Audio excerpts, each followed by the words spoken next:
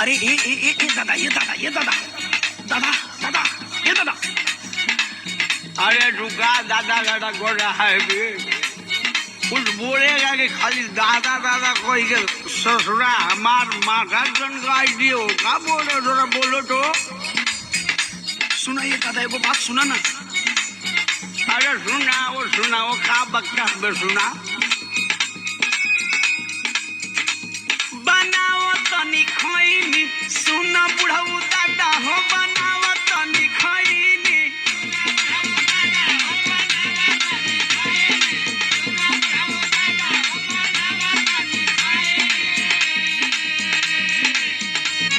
अरे बता तोर वाली बड़ की चुनौतियाँ का फैल दे।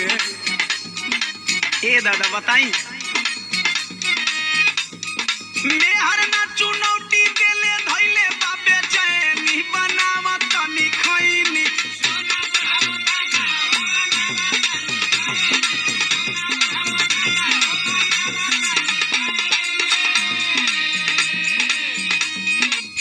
यहाँ का कर हुआ हो? कुछ नहीं दादा, ले खाली हाल चाल करे नहीं दादा, ढेर दिन पर भेटा है ना, कुछ नहीं कर। तू हाल चाल करत हुआ? हाँ बुलवावत हुआ हमके का तो के नशा करे से मना कैले रहनी है ना। तो ए दादा सुना सुना फलाना वो इ नशा ना करो तो खाली हमरे हाल चाल कर दो। तू चुप रहा बुढ़ऊ, बोला मत। अब तू हम हूँ के जटबू। अरे सुना पहले इनकर हाल सुना। सुना बिगाड़ लिखले दासा करही में नशा हो, बिगाड़ लिखले दासा।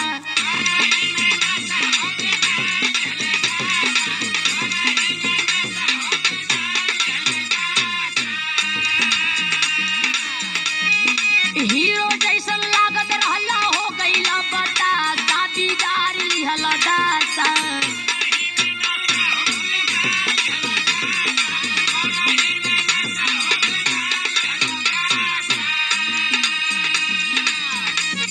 आशीर्वाद की मम्मी एगो मजबूरी बताई। अब भूलवा मत हमके। सुनू का सुनाओ तो बोला। आदत धराई दिहले साथे के संगतिया। अच्छा ये कैसन आदत है जो छूट ना सकत है?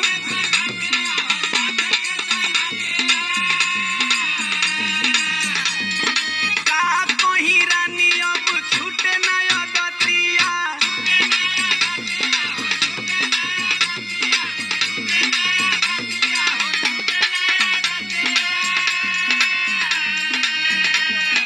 दारू गांजा पीना अब दिन हम भइनी, बनावत तनी खैनी।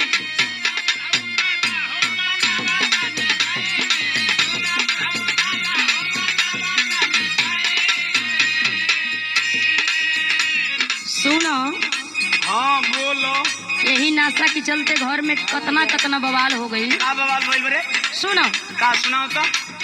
नशवे के चलते लागल घरवा में बखरा। अरे ना उ बड़का कमाना ऐसा हम क्या लोग का देला।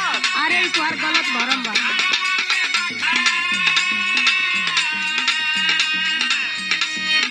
पी के पड़ोस में करावेला तू झगड़ा। अरे हाँ, और शर्म खूब झगड़ा होना हो।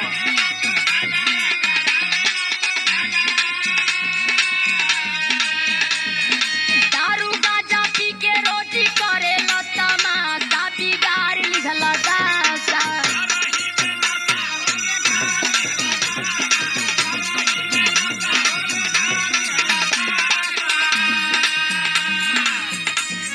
एगो बात कही। बोला। देख तू सही कहत अली, लेकिन आज भरे को हमार बात मान ले। कौन बात तहर मानी हो? सुनो सुनावा। आज भर खाए दरानी खाके कहीं क्रिया।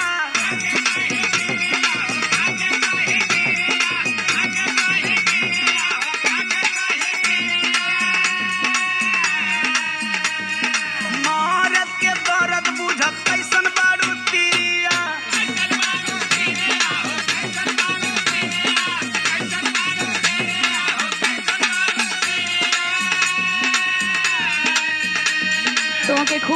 बढ़िया से जाना तनी। का तू का हुआ या का करेला?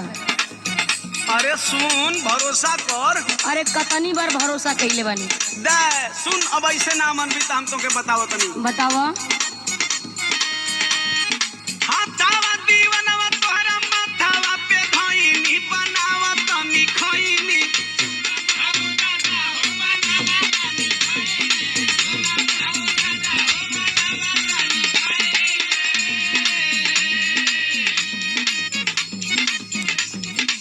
सुना हाँ तू कितनी बार क्रिया खइले बड़ा, कितनी बार गलती कइले बड़ा।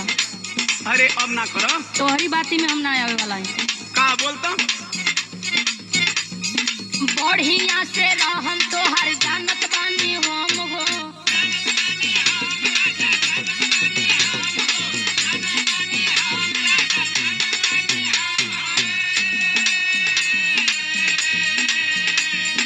रोजो रोजो खाला तू क्रिया कसम हो।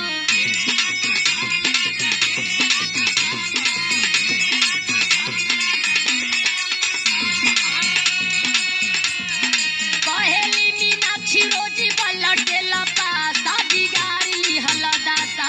सुना बुढ़ऊ बाबा हो बनावा तनी खइनी। करही में नशा हो बिगाड़ी हलदाता। सुना बुढ़ऊ बाबा हो बनावा तनी खइनी। करही में नशा हो बिगाड़ी लिघल दासा। अपन रूप नहीं खा देखत, चलल बड़ा नाशा करे।